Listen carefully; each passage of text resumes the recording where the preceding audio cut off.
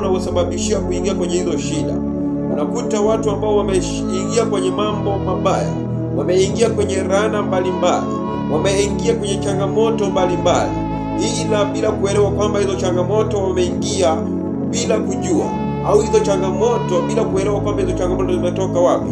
Lakini nataka nikwambie kwamba changamoto mbalimbali ambazo unazipata au changamoto zozote ambazo unapitia ni kwa sababu ya ulimi wako, ni kwa sababu ya ulimi wako wewe mwenyewe. Kwa sababu ulimi wako huo una nguvu ya aina yoyote. Unaweza kukuta unakiri jambo, ukiwa unakiri jambo hilo ndivyo itakavyokuwa.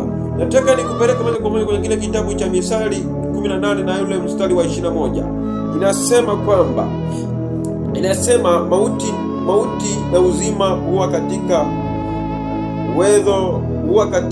uwezo wa ulimi, na wao waupendao watakula matunda yake. Kwa hiyo nataka nikwambie, ulimi wako huo utakavyotumia kwa njia ya baraka utapata baraka. Ulimi huo utakaotumia kwa njia yote. Unaweza kukuta yuko mtu anapitia changamoto mbalimbali sasa hivi ninavyozungumza, hivi ninavyoongea, unaweza kukuta mtu ambaye ana changamoto, lakini katika kukiri kwake anakiri shida. Ulimi wake huo anautumia kukiri shida. Lakini nataka nikwambie kwamba kama hili neno ambalo nimesema katika Misali 18:21, ulimi wako huo unaweza kuutumia kwa ajili ya uponyaji, kwa sababu ni wewe mwenyewe utakuwa unakiri kwamba kwa ulimi wako kwamba utapona, na Mungu ataenda kukuponya kwa sababu ni wewe unayekiri.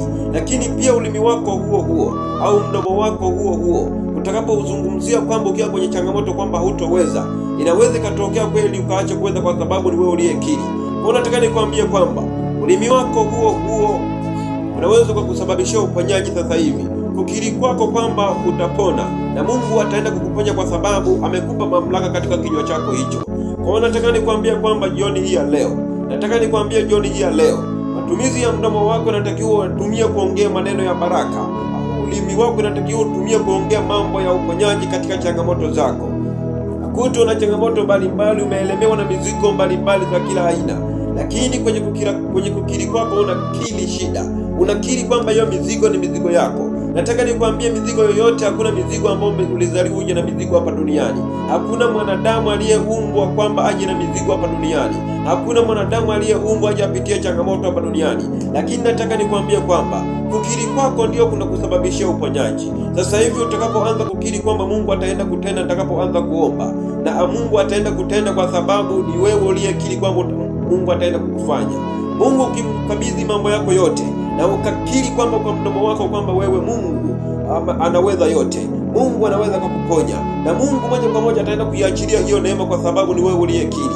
Kwa hiyo nataka nizungumze na mtu mmoja sasa hivi ninavyoongea. Wewe unapitia changamoto zote mbalimbali, Mungu hajakuacha, Mungu hajakutupa mbali, lakini nataka tu uelewe kukiri kwako kwamba Mungu hajakuacha, kukiri kwako uponyaji, na Mungu ataenda kuachilia uponyaji.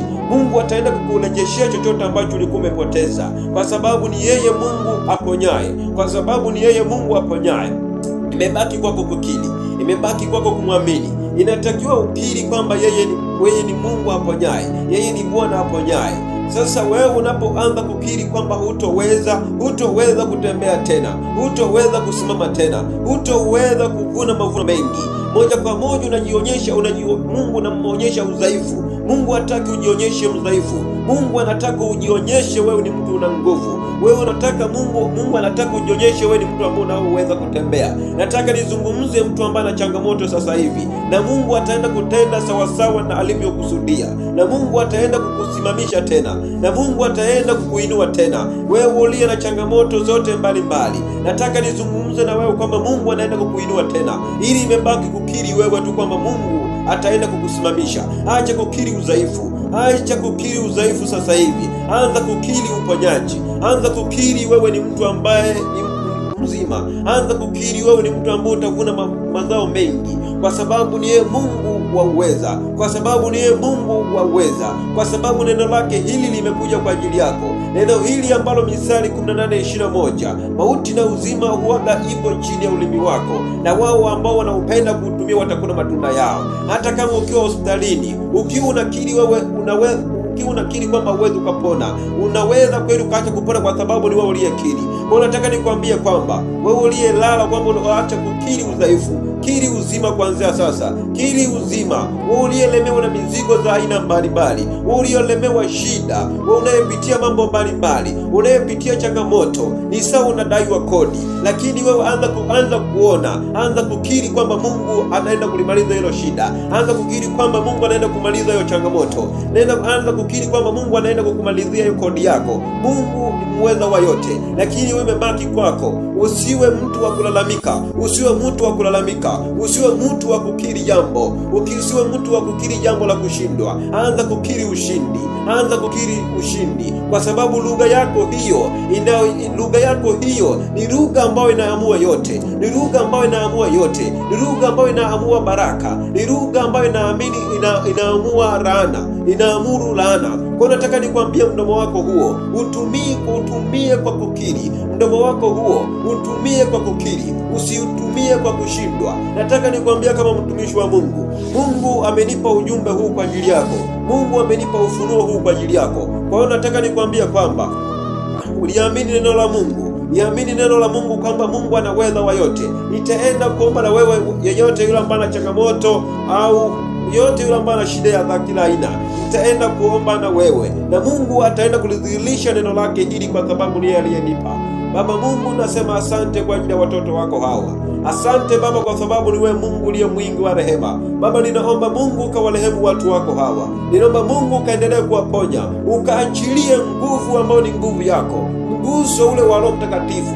Ukamguse mtu huyu, ukamguse katika kinywa chake hichi, na kinywa chako ukakijaze maneno ya uweza. Kinywa chake cha mtu huyu ukakijaze nguvu, na ukakijaze maneno ambayo ni maneno mazuri ya kutoka kwako, kwa jina la Yesu Kristo. Maneno ya kushindwa yakatoke kwa mtu huyu, neno la kushindwa likatoke kwa mtu huyu. Na achilia nguvu na uweza, na achilia nguvu na uweza ambao ni wewe Mungu tendaye. Naomba Mungu ukatende kwa mtu huyu, naomba Mungu ukajidhihirishe kwa mtu huyu, akaweze kufanya tena ambalo alikuwa haliwezi kulifanya. Baba, ninaomba akafanye tena kwa uweza na kwa nguvu zako Mungu. Baba, natamka kwa mamlaka yako Mungu, ukamwezeshe mtu huyu, ukamwinue tena mtu huyu, ukamwinue tena mtu huyu, ukamwinue mara 7. Uweza na mamlaka yako Mungu ikashuke mahali alipo, ikashuke mahali alipo. Kila mmoja aliyelala, kila mmoja aliyekaa, kila mmoja aliyesimama, achilia mguso wa Mungu, wa Roho Mtakatifu. Mguso wa Roho Mtakatifu utapita kuanzia utosini mpaka kwenye minyao yake. Operation ya uweza ikapate kupita kwa mtu huyu, operation ya nguvu ikapate kupita mtu huyu, akapate kukombolewa, akapate kuponywa, akapate kufunguliwa. Kila changamoto, kila shida ikawe ni mwisho, ikakomeshwa kwa nguvu zako, ikakomeshwa kwa uwezo wako. Kila neno lolote lililonenwa kwa mtu huyu, kila neno la mwenye hekima likaharibiwa mara 7. Kila kazi za wasoma nyota, kila kazi za wanajimu zikaharibiwa kwa uweza wako, zikaharibiwa kwa moto. Kila maneno yaliyotamkwa yakafutwe kwa uweza wako, yakaharibiwa kwa moto. Maana ni wewe Mungu uliye mwema, ni wewe Mungu uliye mkuu, ni wewe Baba uponye